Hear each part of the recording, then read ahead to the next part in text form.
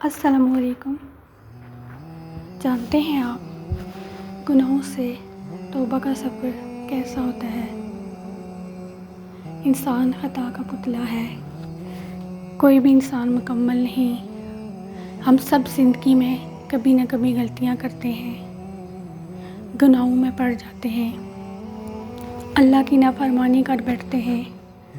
لیکن اسلام کی سب سے خوبصورت بات یہ ہے کہ اللہ تعالیٰ نے توبہ کا دروازہ ہمیشہ کھلا رکھا ہے۔ جب تک انسان کی سانس چل رہی ہے، جب تک سورج مغرب سے طلوع نہیں ہوا، اللہ اپنے بندے کی دعا قبول کرنے کے لیے تیار ہے۔ کبھی کبھی انسان گناہوں میں اتنا آگے نکل جاتا ہے، اسے لگتا ہے اب واپسی ممکن نہیں ہے۔ شیطان اس کے دل میں یہ بات ڈال دیتا ہے، تم تو بہت گناہگار ہو، اللہ تمہیں کبھی نہیں معاف کرے گا۔ لیکن یاد رکھو، یہ شیطان کا سب سے بڑا دھوکہ ہے۔ اللہ فرماتا ہے، اے میرے بندو، جنہوں نے اپنی جانوں پر ظلم کیا، اللہ کی رحمت سے نا امید نہ ہوں، بے شک اللہ تمام گناہوں کو معاف فرما دیتا ہے۔ تو سوچو ذرا،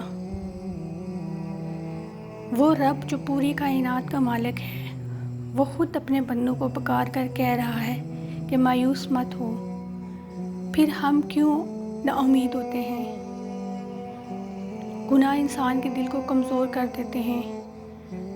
شروع میں گناہ چھوٹا لگتا ہے، ایک جھوٹ، ایک حرام نظر، ایک غلط تعلق اور ایک نماز قضا، لیکن آہستہ آہستہ یہی چھوٹی چیزیں دل کو اندھیرا کر دیتی ہیں۔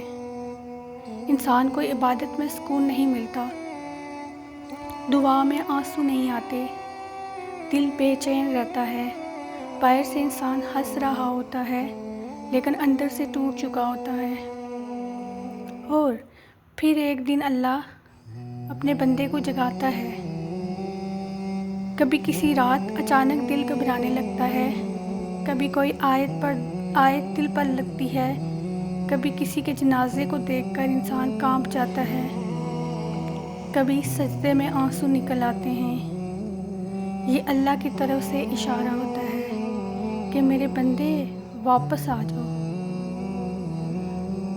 توبہ صرف زبان سے استغفر اللہ کہنے کا نام نہیں ہے، سچی توبہ دل کی تبدیلی کا نام ہے۔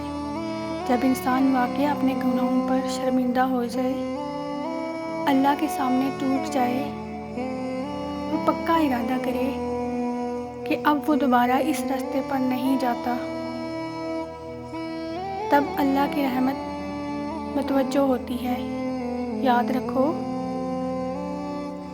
اللہ کو تمہارا کامل ہونا نہیں چاہیے، اللہ کو تمہارا واپس آنا پسند ہے۔ بہت سے لوگ سوچتے ہیں کہ پہلے ہم خود کو بدلیں گے، پھر دین کے قریب آئیں گے۔ نہیں، پہلے اللہ کے پاس آؤ اور پھر اللہ تمہیں بدل دے گا۔ اور اگر تم نماز نہیں پڑھتے، آج سے شروع کرو، چاہے صرف ایک نماز سے آغاز ہو۔ اگر قرآن سے دور ہو تو روز صرف ایک آیت پڑھو۔ اگر گناہوں میں مبتلا ہو، ایک گناہ چھوڑنے کی نیت کرو۔ چھوٹے قدم بھی انسان کو اللہ کے قریب لے جاتے ہیں۔ جانتے ہو، شیطان چاہتا ہے کہ تم گرتے رہو، لیکن اللہ چاہتا ہے تم اٹھ جاؤ۔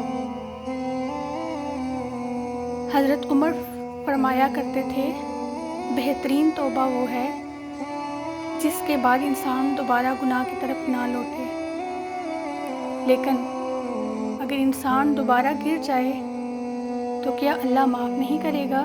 ضرور کرے گا۔ جب تک تم سچے دل سے واپس آتے رہو گے، اللہ معاف کرتا رہے گا۔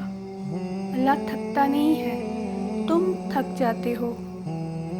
سوچو، اگر آج رات ہماری زندگی کی آخری رات ہو، اگر یہ ہمارا آخری سجدہ ہو، آخری سانس ہو، کیا ہم اللہ سے ملنے کے لیے تیار ہیں؟ دنیا کی حقیقت تو بہت مختصر ہے۔ آج جو گناہ ہمیں خوبصورت لگتے ہیں، کل قیامت کے دن بوجھ بن جائیں گے۔ وہی آنکھیں جو حرام دیکھتی ہیں گواہی دیں گی، وہی زبان جو جھوٹ بولتی تھی حساب دے گی۔ لیکن خوش نصیب ہے وہ انسان جو مرنے سے پہلے اللہ کی طرف لوٹ آئے۔ اللہ کی رحمت سمندر سے بھی زیادہ وسیع ہے۔ تمہارے گناہ چاہے پہاڑوں جتنے ہوں، اللہ کی مغفرت اس سے کہیں بڑی ہے۔ آج اگر دل میں توبہ کی خواہش پیدا ہوئی ہے تو اسے نظر انداز مت کرو۔ یہ اللہ کی طرف سے بلانا ہے۔